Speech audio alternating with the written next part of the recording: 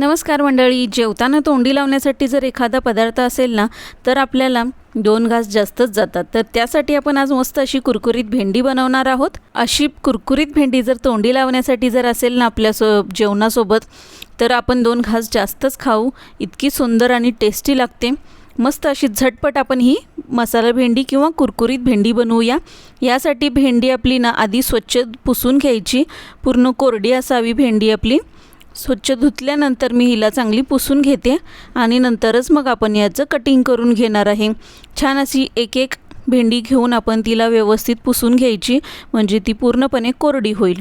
त्यानंतर बघा आपण हिला आता कटिंग करून घेऊया. पुढचे आणि मागची टोकं कापून घ्यायची आहेत आणि पूर्ण अख्खीच भेंडी आपण उभी कट करून घ्यायची आहेत. एका भेंडीचे 4 तुकडे करणार आहोत आपण. त्यामुळे कसं आहे, पातळ कापली ना तर मस्त कुरकुरीत होते. तर हे बघा अशा प्रकारे एका भेंडीचे मी 4 तुकडे करून घेते. सर्व भेंडी आपण अशा प्रकारे चिरून घ्यायची. हे बघा अशा प्रकारे पातळ काप आपण करून घ्यायचे आहेत. सर्व भेंडी मी आता चिरून घेते.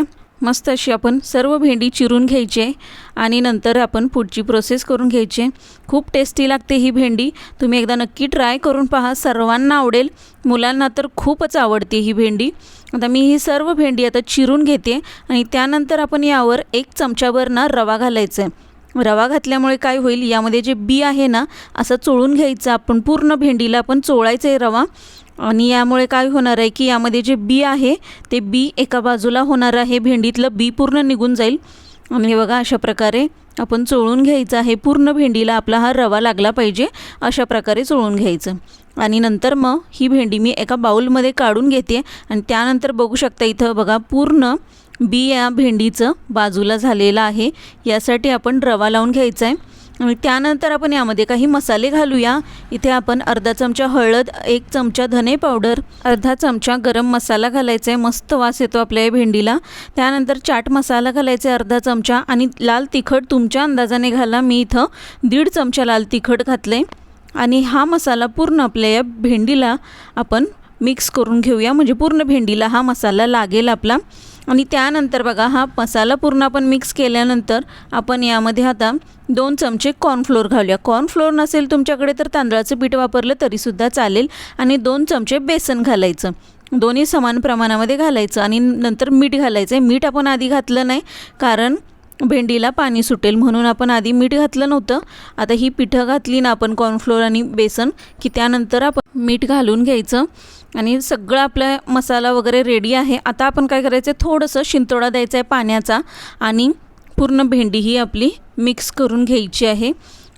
थोडंसं शिंतोडा द्या. खूप जास्त पाणी यामध्ये घालायचं नाही. अगदी थोडासा, म्हणजे हा जो मसाला आपण वरून लावलेला आहे तो सर्व या भेंडीला चिकटला पाहिजे.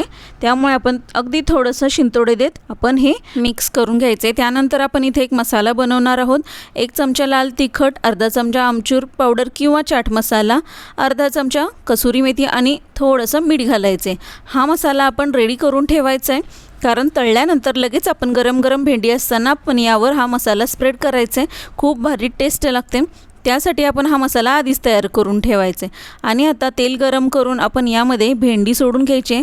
तळायला सोडताना ना अशी सुट्टी करून टाकायची यामध्ये, म्हणजे ती छान अशी कुरकुरीत आपली भेंडी तळून होईल. मस्त अशी आपली ही भेंडी कुरकुरीत होईपर्यंत तळून घ्या.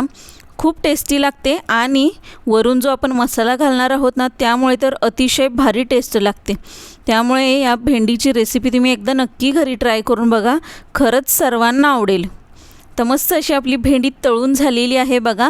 गरम गरम आहे तोपर्यंतच आपण तो जो मसाला बनवला होता तो वरून घालून घेतो आहे बघा. यावर असा थोडासा स्प्रेड करायचा आणि मिक्स करायचा आणि पुन्हा थोडा स्प्रेड करायचा आणि मिक्स करायचा. आणि आता आपली मस्त अशी मसाला भेंडी किंवा कुरकुरीत भेंडी रेडी झाली आहे बघा. तोंडी लावताना जर अशा प्रकारची भेंडी असेल ना, तर तुम्ही 2 घास काय 4 घाससुद्धा जास्त खाल.